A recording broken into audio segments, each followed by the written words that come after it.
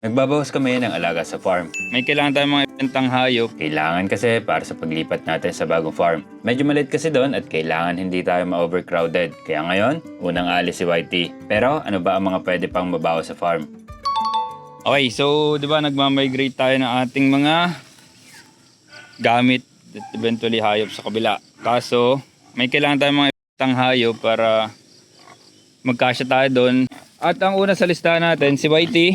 Kasi siya ay masyadong malaki. Masyadong malaki din yung space na kanyang nakukonsume. At nandito si Sir, yung ating buyer. Yan. Magang dumating ang kukuha kay Whitey. Diniskartehan na namin para mahuli. Ang laki kasi niya at mabigat at for sure, mas malakas na siya kaysa nung una. Kaya bahala na. Nakailang try kami sa tali, pero ayaw pa rin hanggang sa...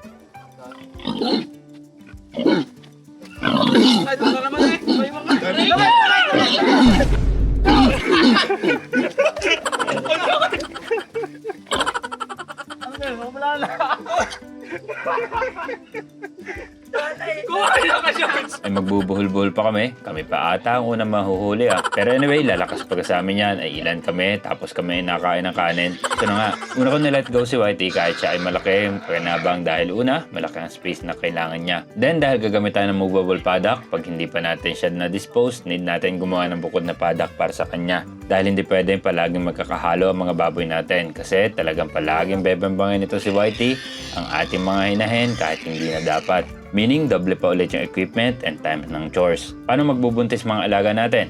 Artificial insemination na lang. Pag nag-unhit ulit sila, edi bibili tayo ng similya para hybrid na rin at mas malaki ang ating mga biik. Nahuli din naman namin si Whitey at naitali na maayos. Nakapick up naman si Sir kaya ikakarga na lang natin talaga ito. May inahin daw kasi Sir na kailangan taga-baba. Kaya ayan, may bagong chick na si Whitey. So para sa kambing naman natin, puro sharing na rin tong ito, si Binky, ito yung pinakauna nating bisiro na kambing. Yan, yung isa kasi yung binigay natin. Then ito, puro sharing na rin to. Ang pangalan mo, si Crumble.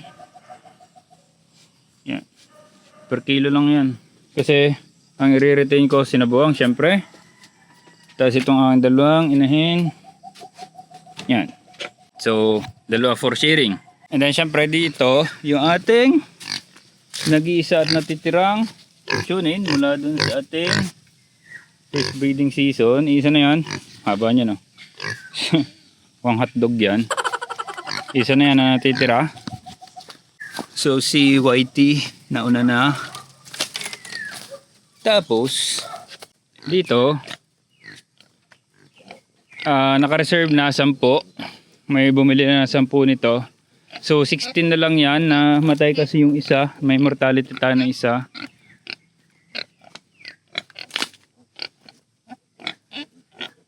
So for sharing dyan ang magtitira lang ako ng dalawa para sa aming okasyon. For sharing dyan, 4 pa. 4 pa ang first reservation dito. Masisigla silang lahat. Meron lang isang pinakamaliit. Yun o. Pero natakbo naman siya. Nakikita rin namin nasuso. So yan. So yan, yung mga alaga ko namin dito na for disposal para mas madali yung adjustment natin doon sa kabila. So kung interested kayo, PM kayo sa baba. Sa malalapit lang, sa malalapit lang. Kaya sa mga gusto, message nyo lang ako. Yun lang.